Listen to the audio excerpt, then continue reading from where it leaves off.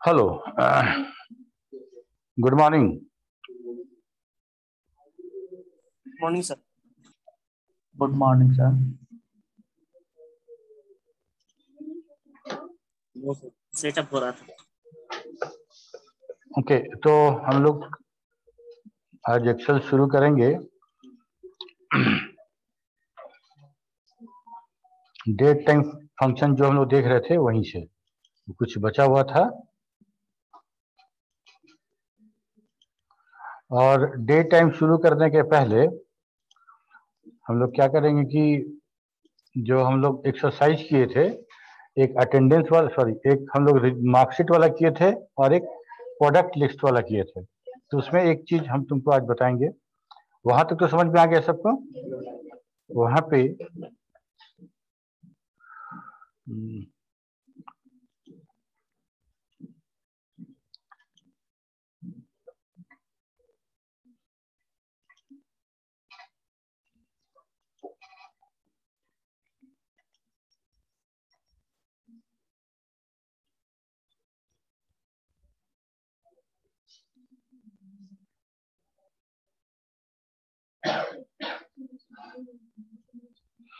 Okay, तो अब यहाँ पे एक चीज हम बताना चाहते हैं तुमको।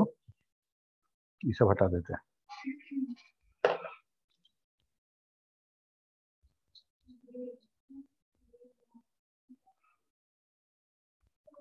मान लो, अच्छा एक दूसरा एक्सरसाइज खोल के देखें। एक्सरसाइज 2 में क्या था?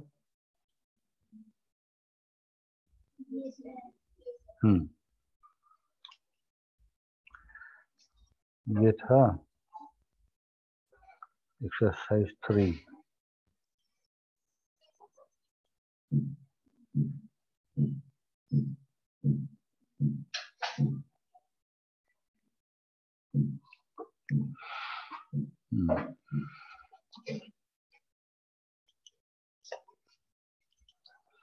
अच्छा, ये देखो, जैसे मान लो कि हमको पूरा कॉलम ये वाला ऐड करना है, पूरा कॉलम ऐड करना है और टोटल यहाँ कहीं हमको लिखना है। टोटल हमको यहाँ पे हम लिखना चाहते हैं। तो हम क्या किए थे कि हम लोग इक्वल टू साइन लिखे और सम लिखे थे, फंक्शन सम। ठीक है, सम फंक्शन लिखे और सम फंक्शन लिखने के बाद हम लोगों ने देखा था ये C6 कोलोन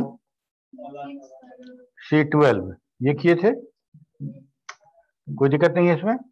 देखिए यहाँ पे क्या है कि हम लोग जब ऐसा काम तभी करेंगे जब हमको पता है कि ये लिस्ट और डाउनवर्ड्स ग्रो नहीं करने वाला है। हाँ, इसके बाद आगे हम उसमें ऐड नहीं करने वाले हैं। लेकिन अगर उसमें कुछ लिस्ट ऐड होने वाला है तो हम उसको जो फॉर्मूला सिलेक्शन, जो सेल रेफरेंस था, उसको डायनेमिक रखेंगे, ताकि अगर हम एक बार फॉर्मूला लिख दिए, अब यहाँ पे देखो यहाँ तक तो हो गया, अब यहाँ पे कोई वैल्यू अगर हम लिखते हैं तो मेरा वो 468 में ऐड नहीं होगा, नहीं होता है। तो हम लोग डायनेमिक कैसे बनाएंगे, तो डायनेमिक बनाने पे कैसे फायदा होगा ये भी देखेंगे हम लोग। तो हम लोग से कुछ करना नहीं है, लिखना है सम, ये ब्रैकेट, और ये हमारा C कॉलम है ना। तो हम लोग को हम यहाँ पे जो क्लिक कर रहे थे, यहाँ क्लिक ना करके ऐसे क्लिक कर दो, A to J नहीं, सॉरी ऐसा नहीं, ये हमारा कॉलम है C है ना, तो C to C, ठीक है। तो ये हमारा जब आएगा तो ये डायनेमिक हो गया। अब देखो यहाँ पे 100 हम ऐड करते हैं, 100 ऐड करते हैं तो कौन सा चेंज होगा और कौन सा नहीं चेंज होगा। ठीक है, यहाँ पे अगर हम लोग फिर 100, अब इस बार 200 ऐड करते हैं तो हमारा ये डायनेमिक हो गया, जिसमें हम लोगों ने सिर्फ कॉलम का नाम दिया था और रो का नाम नहीं दिए थे। ठीक है, तो इस तरह से हम किसी भी लिस्ट को डायनेमिक बना सकते हैं जहां पे कि वो और फर्दर ग्रो होने वाला है। C2C, अभी तक हम इसमें क्या था, इसमें हम लोग लिखे थे C6 to C12, C6 to C12, तो 6 और 12 हटा दो। ठीक है, स्टार्ट भी सी और एंड भी सी, मतलब C2C, तो हम पूरा कॉलम हम ले लिए, हाँ पूरा कॉलम ले लिए, सी कॉलम पूरा ले लिए। सी कॉलम में अब कोई वैल्यू इंटर होगा तो वो ऐड हो जाएगा। ठीक है,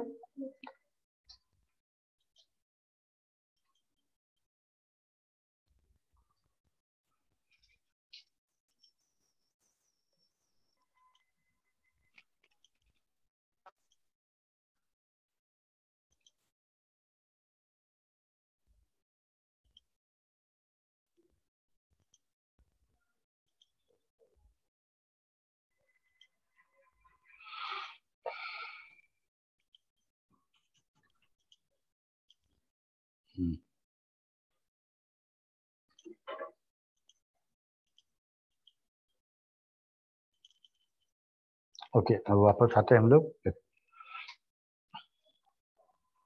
और यहाँ पे एक बार बताना हमको कहाँ तक हम लोग देख चुके हैं। एक बात हमेशा याद रखना कि डेट वैल्यू और टाइम वैल्यू, एक्सेल कैसे स्टोर करता है सारा डेट। इंटरनली एक्सेल 1901 जनवरी को नंबर 1 मानता है और उसी सीरियल में पूरा का पूरा डेट स्टोर करता है, that is a date value. ठीक है, नहीं 1900, जॉर्जियन कैलेंडर में 1 जनवरी 1900 से कैलेंडर शुरू होता है। ठीक है, तो हम लोग का वही डेट रेफरेंस के लिए एक नंबर 1 माना जाएगा, उसके बाद से सारा का सारा सीरियल नंबर में रहेगा। ठीक है, तो डेट वैल्यू में जो आएगा उसको हम लोग सीरियल नंबर बोल रहे हैं, और उस सीरियल नंबर से हम लोग ये सब देख चुके हैं।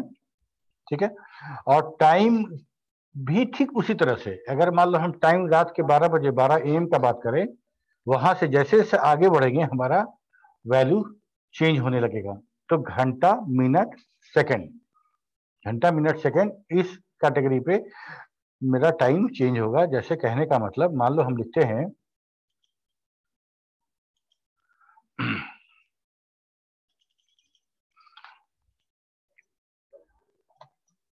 टाइम वैल्यू, और हम सब टाइम देते हैं रात का 12:00 AM। ठीक है, तो ये 0 है, वहां से शुरू होगा। ठीक है, और रात यहाँ पे अगर हम रात का PM ले ले, रात का 11:59 ऐसा लिखते हैं लोग, 11:59 PM। ठीक है, ये जब हम लिखेंगे तो इसका वैल्यू आएगा ये, मतलब 1 से थोड़ा कम। 1 जब होगा तो पूरा का पूरा 24 घंटा हो गया, एक बार फिर डेसिमल में शुरू हो जाएगा। ठीक है, तो टाइम भी ऐसे ही कैलकुलेट होगा। तो जो टाइम हम देंगे, जैसे मान लो अभी बज रहा है 11:28, तो हम लिखते हैं टाइम वैल्यू 11:28 AM। ठीक है, तो ये मेरा जो फ्लोट नंबर है, डेसिमल नंबर हमको मिला मेरे समय का। ठीक है, और बता रहे हैं, देखो डेट वैल्यू, और डेट वैल्यू में अगर हम लिखते हैं आज का डेट जो है हमारा 08/09/2021। ठीक है,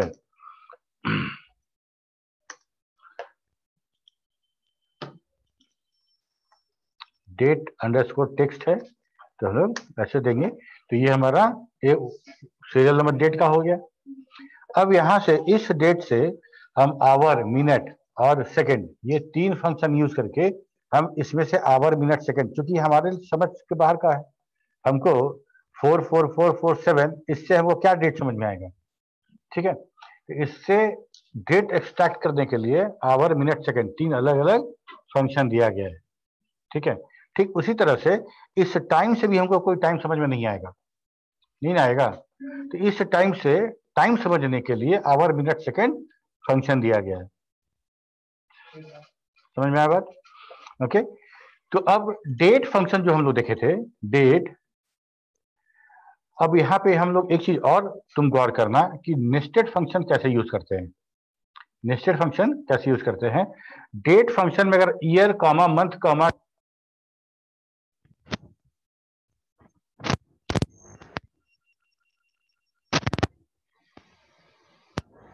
हेलो, तो डेट फंक्शन में अगर हम ये फॉर्मेट जो नीचे जो सजेशन में दिख रहा है, यहाँ पे बोर्ड थोड़ा सा गंदा इसलिए दिख नहीं रहा है, यहाँ पे year comma month comma day they रहा है।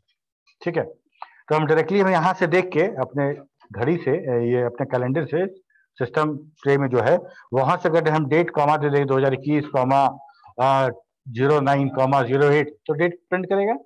इसमें कोई बहुत बहुत बड़ी बात नहीं है। लेकिन अगर हमको ईयर एक्सट्रैक्ट करना है इस सीरियल नंबर से, तो हमको क्या करना पड़ेगा, यहाँ पे ईयर फंक्शन यूज करना पड़ेगा और यहाँ पे 44447 ये हमको देना पड़ेगा। तो ईयर दे दिए। ठीक, यहाँ पे हम लिखते हैं मंथ, मंथ में भी हम यही वाला पास करेंगे 44447 और फिर ईयर था, मंथ था और डे। क्या होगा?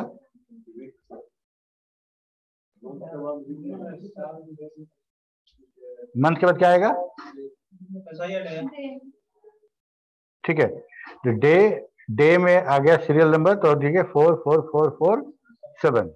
ठीक है, अब यहां देखो एक फंक्शन है डेट, डेट के इनसाइड में आर्गुमेंट में भी हम एक फंक्शन दे रहे हैं। ठीक है, तो ये हमारा नेस्टेड फंक्शन का एग्जांपल है, और यहाँ पे अगर हम प्रेस करते हैं तो हमको आज का डेट मिल जाता है। ठीक है, एग्जैक्टली इसी तरह से अगर मान लो हम लिखते हैं यहाँ पे बराबर आवर, यहाँ पे लिखते हैं 0.4777778। ठीक है ना? देखो तो ओके, तो इसको अगर हम लिखते हैं तो ये हमको लिखता है 11 बज रहे हैं, आवर में 11। ठीक है, तो इसी आवर, मिनट, सेकंड हमको मिलेगा, और हम उसको यूज करके हम टाइम फंक्शन को यूज करें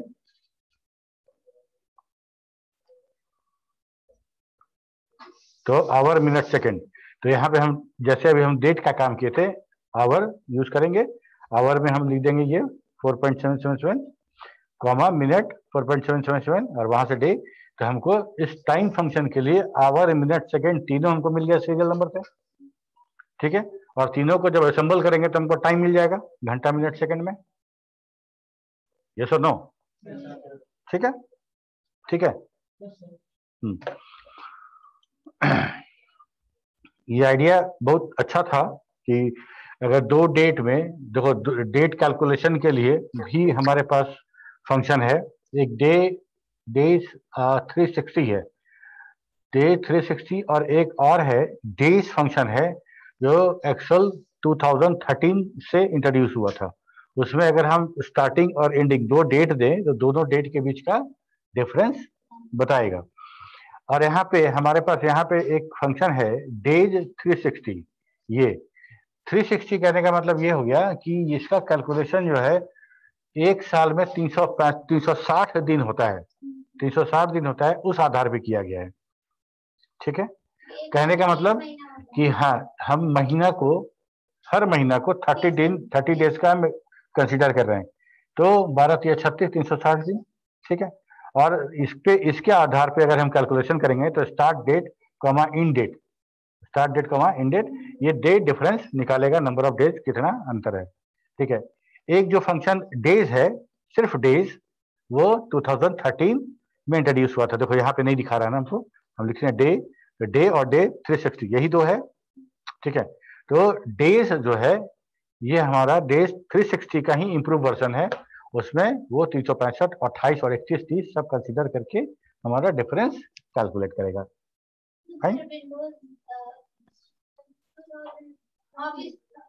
हाँ ऑफिस 2013, ठीक है।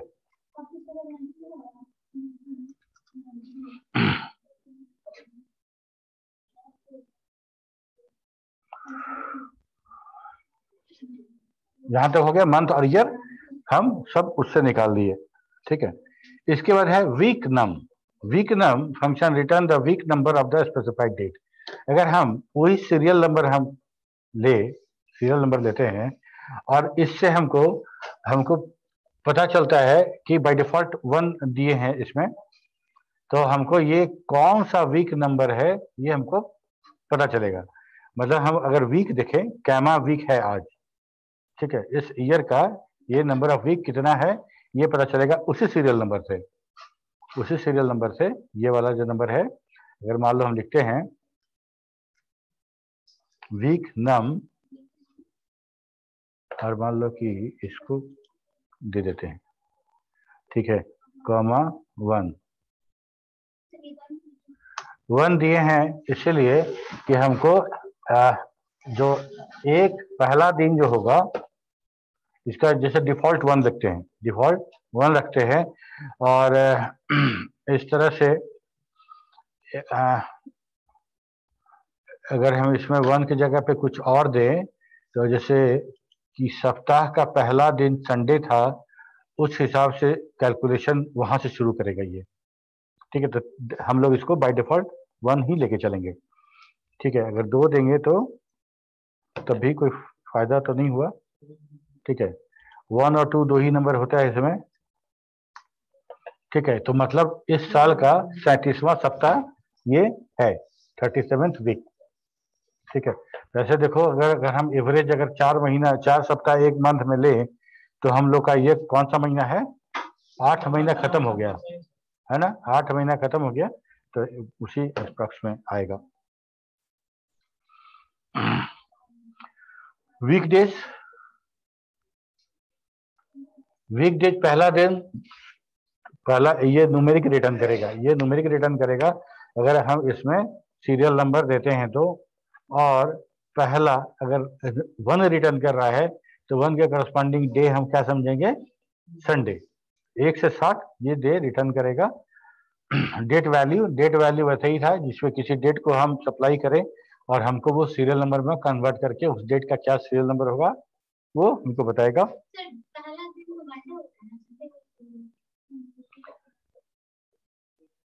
पहला दिन मंडे,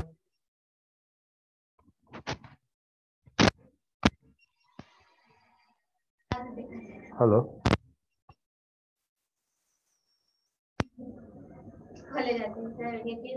देखो बता रहा, बाय डिफॉल्ट पहला डे जो है वो संडे, 1 अगर आता है तो संडे मानेंगे और जो 7 आएगा तो सैटरडे मानेंगे। ये फॉर्मेट है डे का, संडे टू सैटरडे एक सप्ताह है, ठीक है। वर्किंग डे में हम लोग मानते हैं कि वैसे मंडे टू सैटरडे होता है, ठीक। एक्सेल का जो कैलकुलेशन है वो वैसे है बाय डिफॉल्ट, इसको चेंज भी कर सकते हैं, ये बाय डिफॉल्ट इसको चेंज कर सकते हैं कि अगर मान लो हमको वीक डेज में हमको दूसरा चाहिए तो उसका भी है, लेकिन बाय डिफॉल्ट वाला ही हम बता रहे तुम लोगों को। जैसे मान लो लिखते हैं वीक डेज देखो ये रिटर्न टाइप जो है, ये रिटर्न टाइप यही बताएगा तुमको कि कौन सा कैलकुलेशन होना है। और जब भी हम कोई फार्मूला लिखते हैं, कोई फंक्शन लिखते हैं और फंक्शन के सिंटेक्स में अगर बिग ब्रैकेट है, इसका क्या मतलब, यहाँ पे देखो अगर हम जैसे ही पैरेंथेसिस ऑन करते हैं तो यहाँ लिखता है सीरियल नंबर कॉमा और रिटर्न टाइप लिखता है बिग ब्रैकेट में, ठीक है। तो बिग ब्रैकेट में जो दिया रहेगा वो ऑप्शनल है, वो सिंटेक्स का ऑप्शनल पार्ट है, that is not required, that is not mandatory, ठीक है। तो मान लो हम वीक डेज में हम लिख देते हैं यहाँ पे ये वाला नंबर, ठीक है।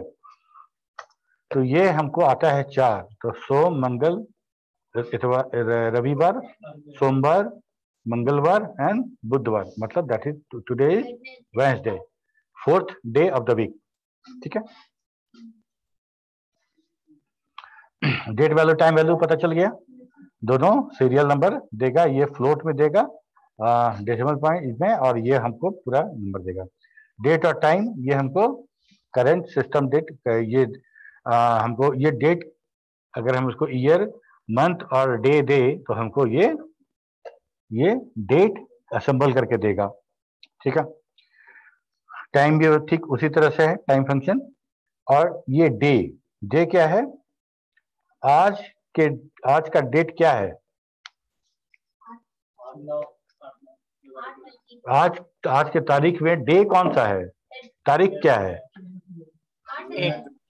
8। हाँ, तो ये डेट में से डे रिटर्न करेगा, मंथ जो है मंथ रिटर्न करेगा, ईयर जो है वो ईयर रिटर्न करेगा। हम लोग को लगता है डे यहाँ पे हम लोग डिस्कस कर चुके हैं। ठीक है, यहाँ पे दोबारा लिखा गया। ओके, यहाँ तक समझ में आएंगे सबको। तो डेट टाइम फंक्शन था, इसमें बहुत सारा फंक्शन है जो 2013 में इंट्रोड्यूस हुआ, कुछ फंक्शन है जो 2016 में इंट्रोड्यूस हुआ। ठीक है, और ठीक है, चलो अब हम इसके बाद देखेंगे कुछ न्यूमेरिक फंक्शंस। न्यूमेरिक फंक्शन बहुत ज्यादा हैं और सबसे ज्यादा इस्तेमाल वही होंगे, सबसे ज्यादा इस्तेमाल वही होंगे। और न्यूमेरिक फंक्शन को भी बहुत तरीके से बांटा गया है, कुछ तुम्हारा फिनेंशियल फंक्शन हो गया, कुछ सिंपल अरिथमेटिक न्यूमेरिक फंक्शन है, कुछ साइंटिफिक फंक्शन है, कुछ इंजीनियरिंग फंक्शन है। तो हम लोग वैसे अलग अलग बांट के नहीं पढ़ेंगे, हम देखेंगे कि उस सारे का सारा न्यूमेरिक फंक्शन जो है हमारा, ठीक है, उसमें कुछ स्टैटिकल फंक्शन भी होगा, कुछ फिनेंशियल फंक्शन भी होगा, ठीक है, कुछ लॉजिकल फंक्शन भी होगा, सबको कंबाइन करके एक साथ हम लोग सबको देखेंगे। ठीक है, न्यूमेरिक फंक्शन में सबसे पहले सम देख चुके हम लोग, सम देख चुके। सम में 2007 जो है मेरे पास अभी, 2007 के पहले वाला जितना वर्जन था उसमें सम फंक्शन के पैरामीटर में, आर्गुमेंट में 30 नंबर ही लेते थे हम लोग, 30 नंबर से ज्यादा नहीं ले पाते थे। लेकिन 2007 एंड इसके बाद वाला जितना वर्जन है उसमें हम 255 नंबर ले सकते हैं। समझ में आए बात? 255 नंबर हम एक साथ सम कर सकते हैं। ठीक है, या तो हम सम फंक्शन में अलग अलग कॉमा देके सब नंबर दें, या फिर हम एक रेंज दे सकते हैं। प्रोडक्ट क्या है,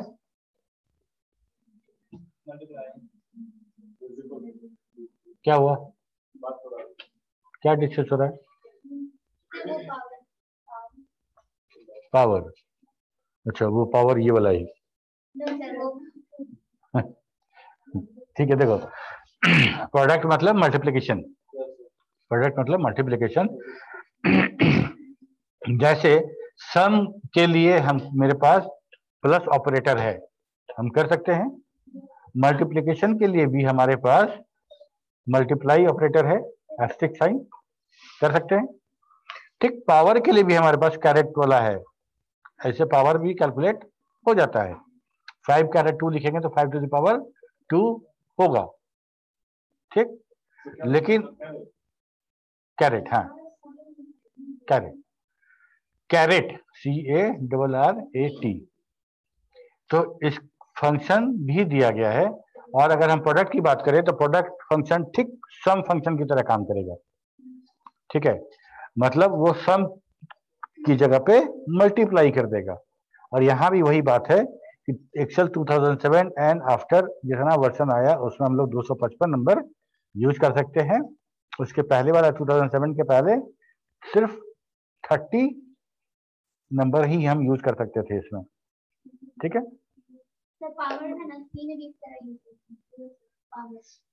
पावर फंक्शन, पावर की पाव, POW है ना।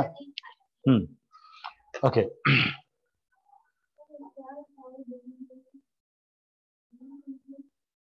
यस सादिक। सर अगर प्रोडक्ट का फंक्शन है सर, तो डिवाइड का भी फंक्शन होगा उसमें? नहीं, डिवाइड का मॉड का है, और मॉड का है, क्वोशंट का है। मॉड मतलब रिमाइंडर, क्वोशंट मतलब भागफल। हाँ है तो। हाँ, तुम कुछ बोल रही थी।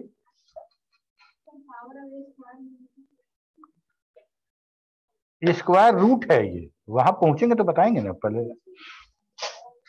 एक्सीलरेटर थोड़ा कम करो, साथ साथ चलो। ठीक है, तो मल्टीप्लाई हो गया। मल्टीप्लाई में हम प्रोडक्ट में हम रेंज भी दे सकते हैं, अलग अलग वैल्यू दे सकते हैं 255 तक। ठीक है, ये ऑब्जेक्टिव के लिए इंपॉर्टेंट है कि 255 याद रखना। पावर फंक्शन क्या है कि हम अगर उस पावर फंक्शन में नंबर, यहाँ देखो नंबर कॉमा पावर, ये नंबर है रेज्ड बाय दिस नंबर, दोनों नंबर है, और ये नंबर है, इसके ऊपर ये पावर रहेगा, और इक्विवेलेंट है हमारा एक्सपोनेंट जो ऑपरेटर था, ठीक उसके बराबर। इसकी वाटी है हमारा स्क्वायर रूट है। स्क्वायर रूट कैसे लिखते हैं हम लोग? ऐसा, हाँ ऐसे लिखते हैं, या तो पावर 1/2 करते हैं, ये है वो, स्क्वायर नहीं है स्क्वायर रूट। ठीक है, तो किसी नंबर का स्क्वायर रूट निकालना है तो उस नंबर को इसके वाटी फंक्शन में हम कॉल करेंगे उस नंबर का, तो उसका स्क्वायर रूट मिल जाएगा। ठीक है, क्या किसी निगेटिव नंबर का स्क्वायर रूट निकाल सकते हैं क्या? लेकिन अगर देखो यहाँ पे स्क्वायर रूट के साथ क्या है कि जो नंबर हम देंगे स्क्वायर रूट के लिए वो पॉजिटिव होना चाहिए। निगेटिव नंबर का स्क्वायर रूट कैसे निकालोगे? कभी भी कोई दो ऐसा, स्क्वायर रूट मतलब सेम टू सेम दो बार गुना करना, तो कैसे निकलेगा? अगर माइनस माइनस गुना करो तो प्लस हो जाएगा, प्लस माइनस गुना करना नहीं है, मोड लगा के निकाल सकते हैं। कैसे क्या निकाल के? मोड। हाँ, तो -1 को ई वाला रेफरेंस लेके कर सकते हैं हम लोग, लेकिन यहाँ पे हम लोग ये कर रहे हैं कि माइनस में हम देंगे नहीं। साइंटिफिक वाले में यहाँ भी होगा वैसा, लेकिन सिंपल माइनस में अगर तुम कोई आर्गुमेंट देते हो तो उसका स्क्वायर रूट एरर देगा। ठीक है, एरर देगा। और एक बात और एक्सेल में क्या है कि मान लो अगर हम कुछ फंक्शन लिखते हैं और हम उसमें कुछ गलती कर रहे हैं, स्क्वायर रूट -25, तो होगा क्या कि हमको यहाँ पे वैल्यू नहीं आएगा और एरर दिखेगा। ठीक है, एरर दिखेगा यहाँ पे जिस तरह का हम देंगे, और यहाँ पे एरर दिखेगा। और मान लो एरर के बगल में यहाँ पे अगर हम देखना चाहें क्या एरर है तो हमको यहाँ पे दिखेगा नंबर एरर। ओके, तो फॉर्मूला, हम जब फॉर्मूला लिखेंगे तो हमको खुद से डिसाइड करना है कि फॉर्मूला ठीक है कि नहीं।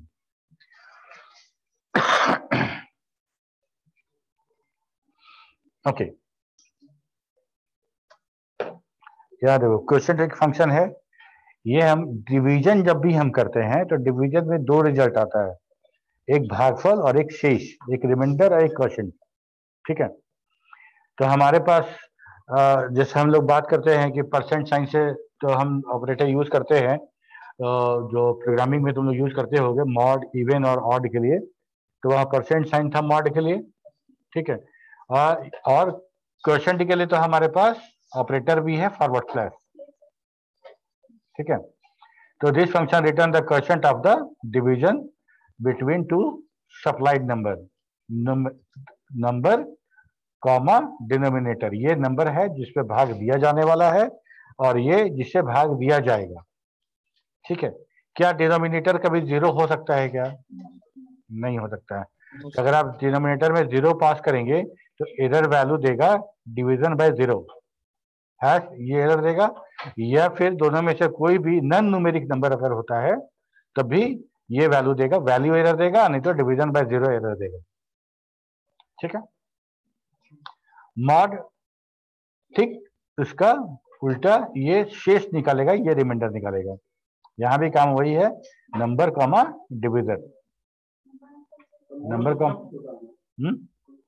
मोड तो एक और होता है जो किसी भी नेगेटिव पावर लगा देने तो उसका, हाँ वो उसको हम लोग बोलते हैं, ये मॉडुलस है।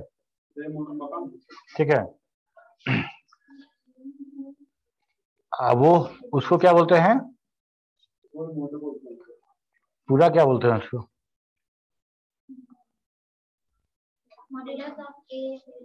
उसको बोलते हैं मैग्नीट्यूड, किसी नंबर सप्लाइड नंबर का मैग्नीट्यूड निकालता है। ठीक है। अच्छा, अब यहां देखो सब टोटल। सब टोटल फंक्शन जो है ये अपने आप में बहुत सारा फंक्शन लेके चलता है। जैसे सब टोटल में हम सम भी कर सकते हैं, प्रोडक्ट भी निकाल सकते हैं, हम एवरेज भी कर सकते हैं, मीन मैक्स भी निकाल सकते हैं, बहुत सारा काम कर सकते हैं। तो करेंगे कैसे? तो जैसे ही सब टोटल फंक्शन हम लेंगे तो इसके अंदर आर्गुमेंट क्या क्या आएगा? पहला आएगा फंक्शन नम। कौन सा फंक्शन यूज करना है, कौन सा फंक्शन यूज करना है और जिस डेटा पे यूज करना है वो, ठीक है। पहला वाला मैंडेटरी है, इसके बाद वाला जो रेफरेंस टू है वो बिग ब्रैकेट में है, कॉमा डॉट डॉट डॉट, मतलब ये कंटिन्यू होगा। पहला वाला इंपॉर्टेंट है, इसके बाद वाला सारा का सारा ऑप्शनल है, ठीक है। कैसे ये इसका नंबर कैसे देखेंगे हम लोग? देखो मान लो हम लिखते हैं यहाँ पे सब टोटल, सब टोटल। अब यहाँ पे देखो पहला वाला है फंक्शन नंबर, यहाँ था, ठीक है। सब टोटल पहला वाला था फंक्शन नंबर। तो जैसे ही हम ब्रैकेट ओपन करते हैं यहाँ पे फंक्शन नाम का लिस्ट खुल जाता है मेरे पास, ठीक है। देखो इतना फंक्शन नेम है जिसको हम यूज कर सकते हैं, ठीक है। तो जो फंक्शन यूज कर, मान लो हम एवरेज यूज करते हैं तो 1 लिखा गया यहाँ पे, और यहाँ पे हमको वो रेंज देना है, जिस रेंज पे हमको नंबर लेना है वो रेंज देना है, और उसका एवरेज कैलकुलेट हो जाएगा, ठीक है। बिग ब्रैकेट में दूसरा रेफरेंस है जो ऑप्शनल है, ऑप्शनल है, ठीक है। मान लो हम लोग को मीन मैक्स निकालना है और हम लोग को अलग अलग रेफरेंस देना है, तो हम लोग कैसे करेंगे? मतलब ये कॉलम भी है और ये कॉलम भी है और ये कॉलम भी, तीनों कॉलम में से निकालना है, तो हम लोग देंगे ना 3 कॉलम, ठीक है। तो पहला वाला जो रेफरेंस है वो मैंडेटरी है, उसके बाद according to your need and functions का जो सिंटेक्स है उसके आधार पे वो रहेगा या नहीं रहेगा।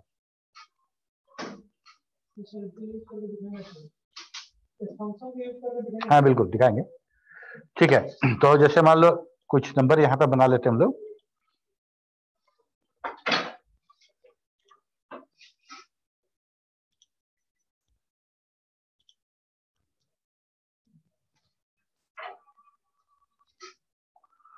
ठीक है। ये 4 फंक्शन है, यहाँ पे हम लोग लिखते हैं सब टोटल। सब टोटल में अगर मान लो हम लिखते हैं मैक्स, ठीक है।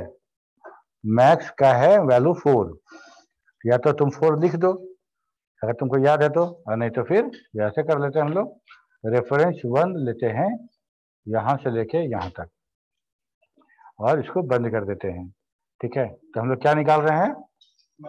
मैक्स। तो मैक्स यहाँ देखो तो 456 है ना, ये 2 नंबर 456 मैक्स है।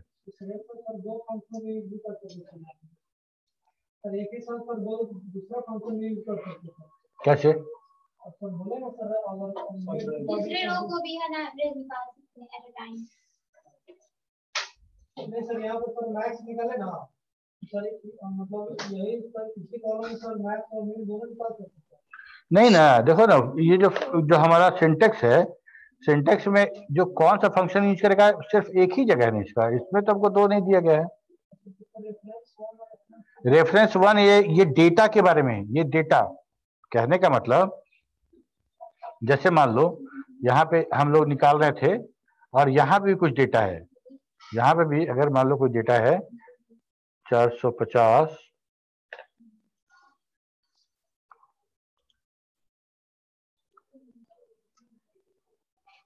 300, 250, 240, ठीक है। मतलब हमको ऐड करना है ये दोनों को ऐड करना है, तो हम लोग को करना क्या पड़ेगा? सब टोटल। अच्छा एक बार हम इसको भी करके देखते हैं कि यहाँ पे ये काम हो रहा है कि नहीं जो हम लोग करना चाह रहे हैं। तो यहाँ पे मैक्सिमम कुछ चेंज कर देते हैं, इसको 500 कर देते हैं, ठीक है। सॉरी,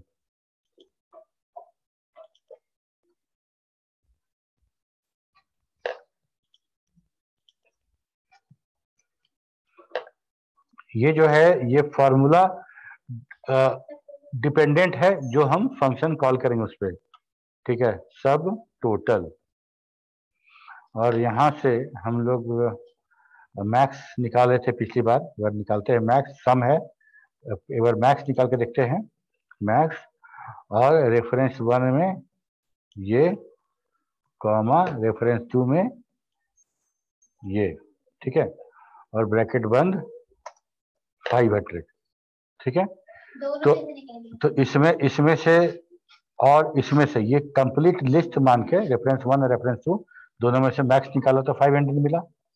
अगर मान लो हम यहाँ पे ऐसा करते, यहाँ पे अगर मान लो हम ऐसा करते, सम कर देते हैं, ठीक है, सम, तो ये हमारा सम निकल गया, ये दोनों मिला के, ठीक है। अगर हम ये वाला हटा दें तो सम मेरा सिर्फ इस सेक्शन पे हो रहा है। क्लियर? ठीक है।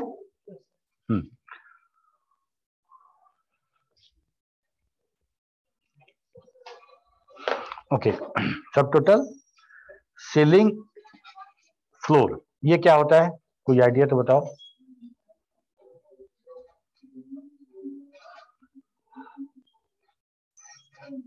किसी नंबर का सीलिंग एंड फ्लोर कैसे निकलेगा?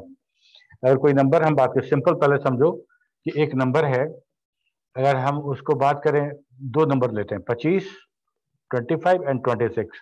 अगर हम स्केल पे 25 और 26 दो को देखें तो 25 और 26 के बीच में कितना नंबर होगा? 0.1, 0.2, 0.3, 0.4, बहुत सारा मल्टीपल नंबर होगा। मतलब हम जितना बार करें 0.25 प्लस 255 हो सकता है।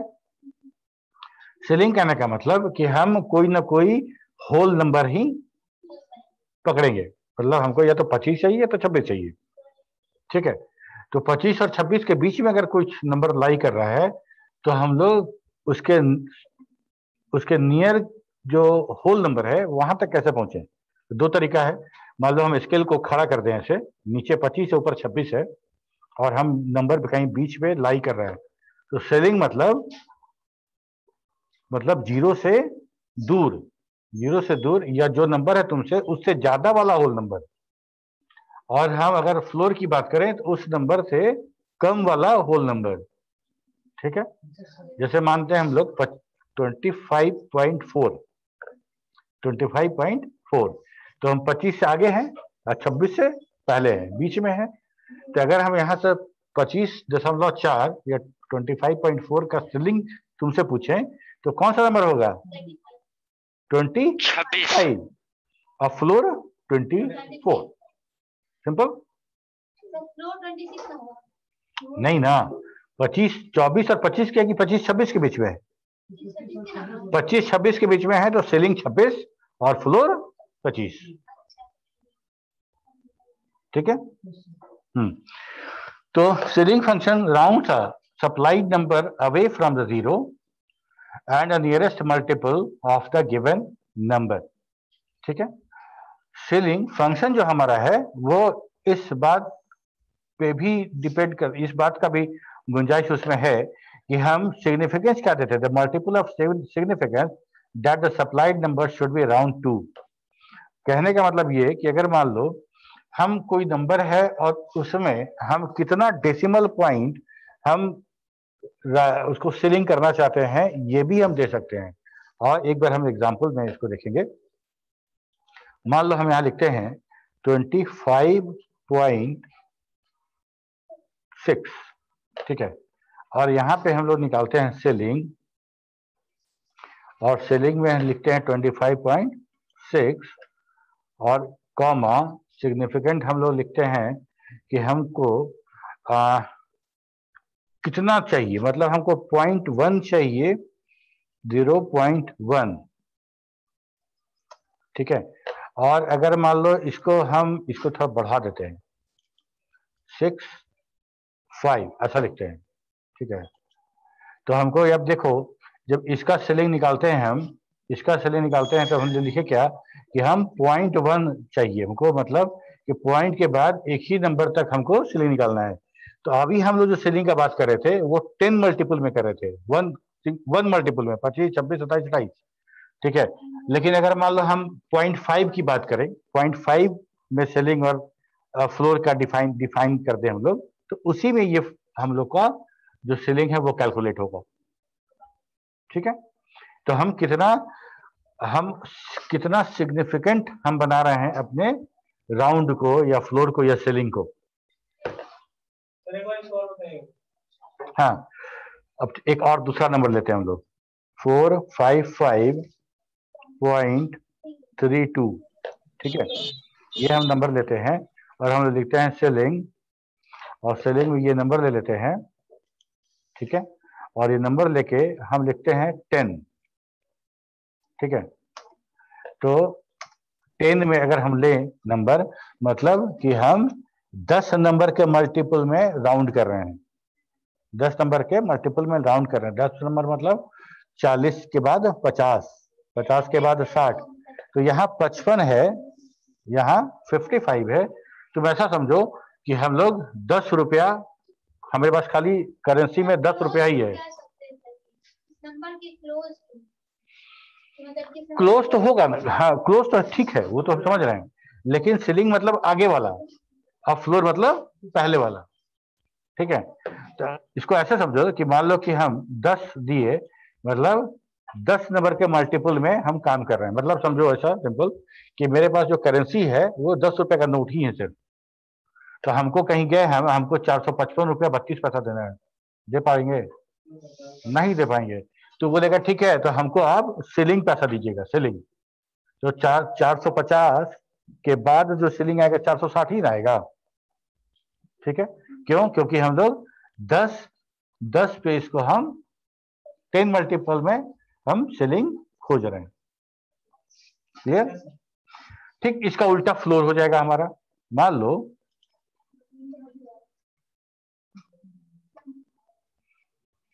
फ्लोर करेंगे हम, तो क्या होगा कि 10 मल्टीपल तो 10 है, तो 455 रुपया देना है हमको, और हम 10 के नोट में देना चाहते हैं, तो या तो उसको 450 देंगे तो 460 देंगे।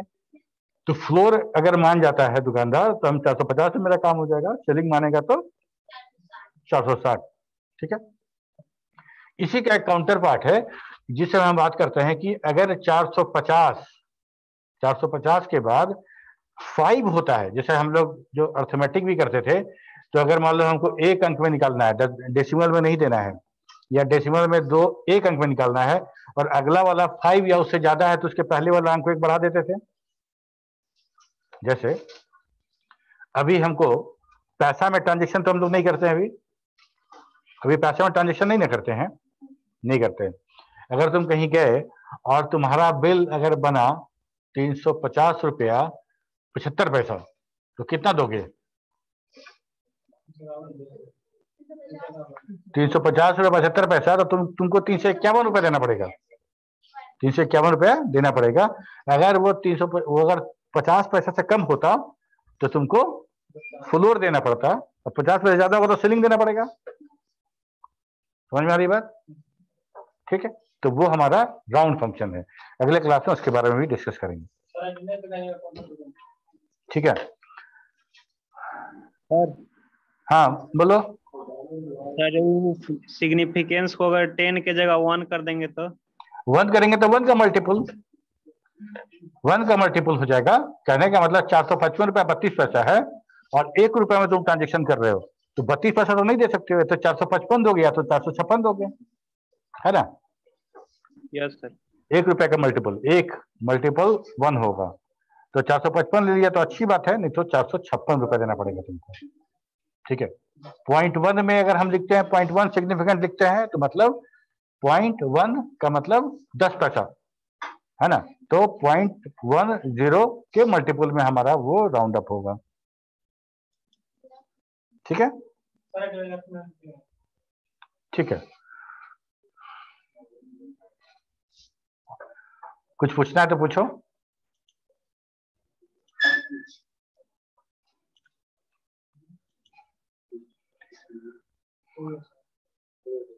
ठीक है, चलो फिर मिलते हैं अगले क्लास में, तो बाय।